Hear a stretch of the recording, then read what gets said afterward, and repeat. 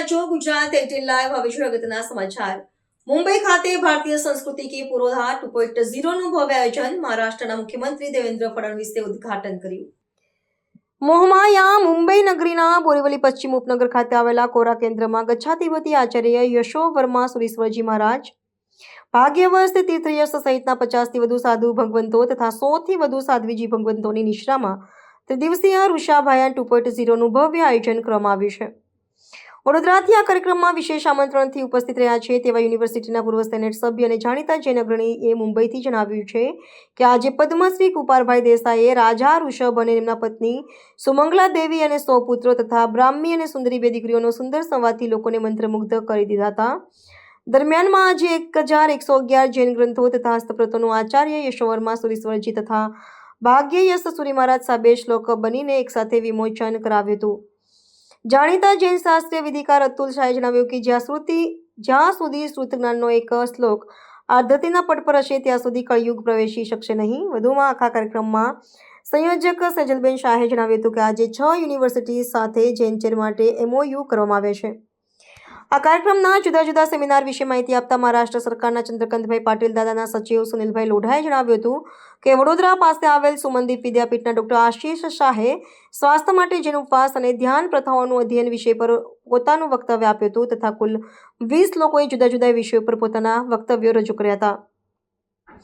દરમિયાનમાં યુનિવર્સિટીના પૂર્વ સેનેટ સભ્ય અને જાણીતા જૈન અગ્રણી દીપક શાહે જણાવ્યું હતું કે આવતા વર્ષે ગચ્છાધિપતિ આચાર્ય યશોવર્મા સુરીશ્વરજી મહારાજ વડોદરામાં ચાતુર્માસ માટે પધારે ત્યારે યુનિવર્સિટી એમનો કોર્સ ચલાવશે અને ઉત્તીર્ણ થનાર વિદ્યાર્થીઓને સર્ટિફિકેટ આપવામાં આવશે.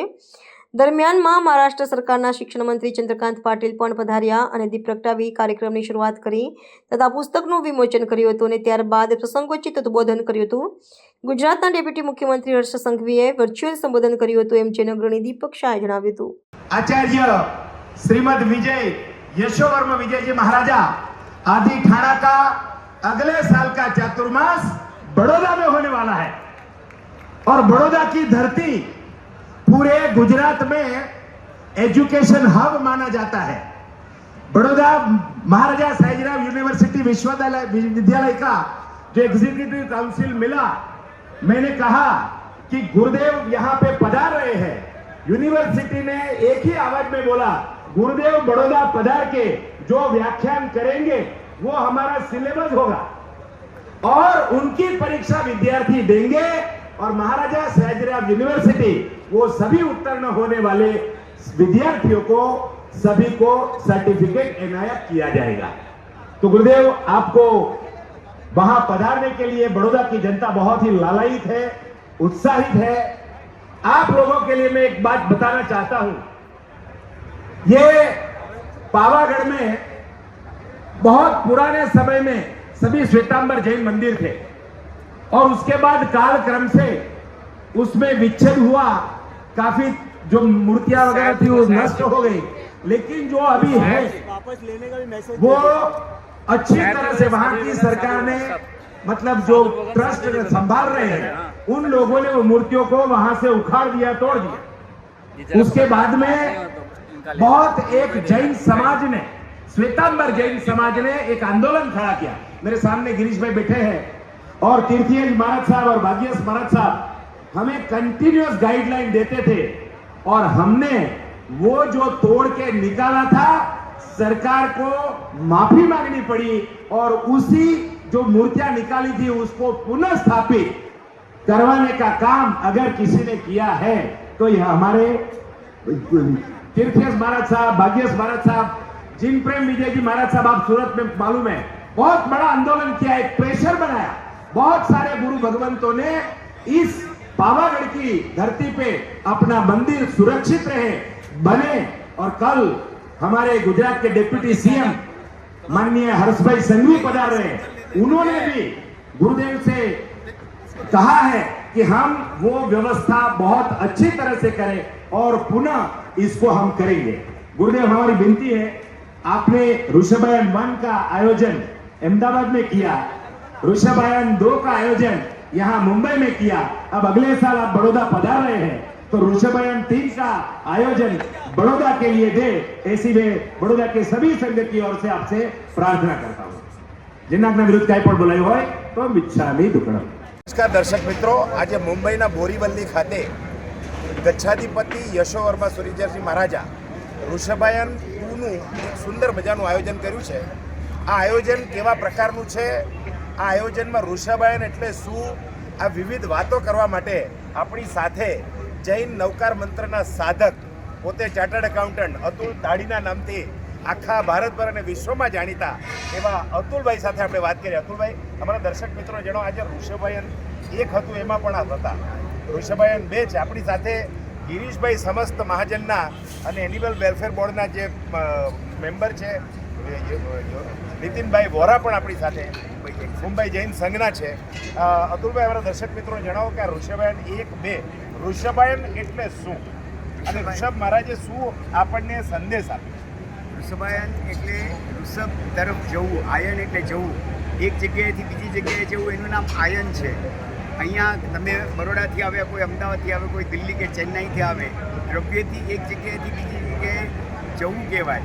પણ ભાવથી એ વિભાવ દશામાંથી સ્વભાવ દશામાં જવું એ ઋષભદેવ ભગવાનનો આપણને એક જબરદસ્ત મેસેજ છે.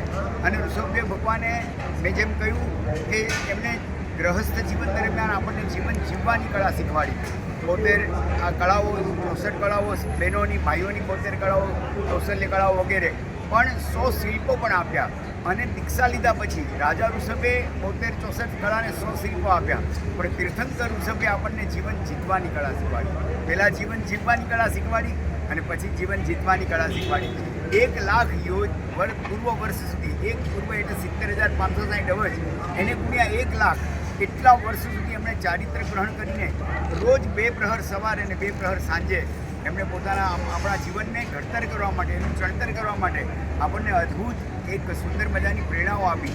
એટલું જ નહીં, એક જેમ 12.5 વર્ષ સુધી વીર પ્રભુ કેટલી નિદ્રા ગ્રહણ કરી, તો કે 48 મિનિટ, 1 વર્ષથી 4 મિનિટ, એટલે રોજની 1 સેકન્ડ પણ નહીં, વર્ષથી 240 સેકન્ડ થાય. તો ઋષભદેવ ભગવાને 1000 વર્ષમાં આપણા જીવનના કલ્યાણ માટે એક જગદંબાનું માં જેવું કામ કર્યું. કેમ? તો કે 1000 વર્ષમાં માત્ર 24 કલાકની નિદ્રા લીધી, એટલે 1 વર્ષમાં 86.4 સેકન્ડ્સ થાય. માત્ર 86.4 સેકન્ડ નિદ્રા લઈને એમણે સ્વ અને પર કલ્યાણ કરવાનો જે ભેગ ધર્યો, એમાંથી આપણને આપણે 10 કમાન્ડમેન્ટ્સ એમણે આપ્યા છે.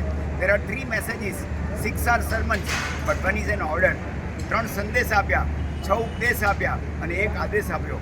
What are those 3 messages? તો કે આચારમાં અહિંસા પાલનની વાત કરી, વિચારમાં ત્યાગવાદની વાત કરી અને જીવનમાં કર્મવાદને અપનાવવાની વાત કરી.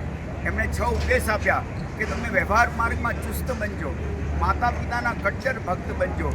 એટલું જ નહીં, બિલ્ડ યોર હાઉસ ઓન વોલ્કેનોસ, એટલે કે સળગતા જ્વાળામુખી પર તમારો ખાટલો માંડીને એવા તમે જાગૃત રહેજો. કેમ કે 3 દુશ્મનો તમારી પાછળ પડ્યા છે. કાં તો રોગ આવશે, રોગ નહીં આવે તો ઘડપણ આવશે, અને આ બે નહીં આવે તો મૃત્યુ અવશ્ય બેવ આવશે. એટલે એમણે કહ્યું કે બિલ્ડ યોર હાઉસ ઓન વોલ્કેનોસ, તમે સળગતા જ્વાળામુખી પર સતત જાગૃત રહીને, અને વીકલિંગ ઇઝ એનેબલ, તમે નબળા મનના નહીં થતા, સુખમાં લીન નહીં થતા અને દુઃખમાં લીન નહીં થતા. પણ એક અદ્ભુત આદેશ આપ્યો, કદાચ આમાંથી એક કંઈ ન પડાય તો એક આદેશ પ્રભુએ આપ્યો છે. એન્ડ ધેટ ઓર્ડર ઇઝ કે તમે હૈયાના સરળ બનજો. સરળતા એ જગતનો સર્વોત્કૃષ્ટ શ્રેષ્ઠ, સૌથી પ્રથમ ભગવાને જો આપણને આ આજ્ઞા કહી હોય તો પરમોત્કૃષ્ટ આજ્ઞા છે પ્રભુની. અને આ અવસરપીણ્યા આપણા સૌથી વધારે ઉપકારી. ઇવન એક વખત એવું બન્યું કે શંકર ભગવાનને પાર્વતીએ પૂછ્યું કે આ સામેનો પર્વત એ કયો પર્વત છે? તો કે આ સૃષ્ટિમાં, આ અવસરપીણીમાં જૈનોના પ્રથમ તીર્થંકર આદિશ્વર ભગવાન અહીંયા નિર્વાણ પદને પામ્યા છે. અને એમનું નામ માત્ર એટલું મંગળકારી છે કે એમનું નામ લેવા, આ બ્રહ્મપુરાણ, ગરુડ પુરાણ, એમના બધા વેદોની અંદર આ વાત લખેલી છે કે એમનું નામ લેવા માત્રથી, ઋષભનું નામ લેવા માત્રથી કરોડ ભવના પાપ કપી જાય છે. એમનું વંદન, પૂજન, અર્ચન આપણે જો આજે આ ઋષભદેવ ભગવાને કળા ન શીખવાડી હોત તો જંગલ રાજમાં જીવતા હોત. એક બિલ્ડિંગ વાઇઝ નહીં, એક વ્યક્તિ વાઇઝ એક પોલીસ રાખવાની આપણને આવશ્યકતા હોય. આજે લોકો શાંતિથી, સુખ શાંતિથી જીવી રહ્યા છે, એનું મૂળ કારણ આ ઋષભદેવ ભગવાને આપેલી આપણને પરંપરા છે. આપણે આજે પ્રભુને પ્રાર્થના કરીએ કે આ ઋષભાયનમાં આજે તો 1400 ગ્રંથોનું લોકાર્પણ છે. સકળ સંઘની અંદર વિમોચન શબ્દ તો વાવણો છે, પણ સંઘને અર્પણ કરી રહ્યા છે કે આ જબરજસ્ત જ્ઞાન જે ઋષભદેવ ભગવાનના જીવન પર આધારિત લગભગ 1400 જેટલા ગ્રંથો, એમાં 700 તો હસ્તલિખિત ગ્રંથો છે, જે ભગવાને આપણને જ્ઞાન આપ્યું છે તે અદ્ભુત છે. પ્રભુને પ્રાર્થના કરીએ કે અમારું અત્યારનું વર્તમાન જીવન એ તમારો ભૂતકાળ હતો, પણ આપણા પૂજન વંદન અર્ચન દ્વારા કંઈક એવું કરીએ કે જેથી કરીને ભવિષ્યમાં તમારો વર્તમાન એ અમારો ભવિષ્યકાળ થઈ જાય. અમે પણ તમારી સાથે જ બિરાજમાન થઈએ. દર્શક મિત્રો, ગઈકાલે ગઈકાલે ગુજરાતના મહારાષ્ટ્રના મુખ્યમંત્રી દેવેન્દ્ર ફડણવીસ આની શરૂઆત કરી. આજે પિયુષ ગોયલ આવવાના છે. આપણા બીજા એક વક્તા જે છે ગિરીશભાઈ જે એનિમલ વેલફેર બોર્ડ છે અને સમસ્ત મહાજન છે એના મુખિયા છે. ગિરીશભાઈ, આપના મતે ઋષભાયન એ વર્તમાન સમયમાં કેટલું સુસંગત છે એ જરા દર્શક મિત્રો જાણો. ઋષભદેવ પ્રભુએ રાજા ઋષભ તરીકે જે 64 કળા સ્ત્રીઓ માટે, 72 કળા પુરુષો માટે અને 100 શિલ્પ. આ 100 શિલ્પ શું છે? Skill development. આજે આપણને બધાને એમ જ છે કે આ વિશ્વમાં જે કંઈ નવી પ્રગતિ થાય છે એ સિલિકોન વેલીથી થાય છે, પણ હું એમ કહીશ કે આ વિશ્વને, આખા વિશ્વને મંગળરૂપ જે કંઈ પ્રવૃત્તિ થાય છે એ તમામ રાજા ઋષભે પ્રરૂપેલી પ્રવૃત્તિ છે. આજે વિશ્વના 800 કરોડ પ્રજાને મારો આ આદેશ સંદેશ અથવા ધર્માદેશ ઋષભભાઈ એના માધ્યમથી છે કે જીવન એવી રીતે જીવીએ કે કોઈને તકલીફ ન પડે, કોઈની હત્યા ન થાય અને પોતાનું જીવન રાજા ઋષભની જે પરંપરાઓ છે, વ્યવસ્થાઓ છે, એ વ્યવસ્થાઓને જો અપનાવશું તો ન ધરતીને નુકસાન થશે, ન પર્યાવરણને નુકસાન થશે, ન જીવસૃષ્ટિને નુકસાન થશે અને આપણું જીવન પણ આપણે રાજા ઋષભમાંથી ઋષભદેવ ભગવાન સુધીની જે મંગળ યાત્રા છે, આ મંગળ યાત્રા તરફ આપણે બધા આગળ વધીએ. ધન્યવાદ. બોલો જીન શાસન દેવ કી જય.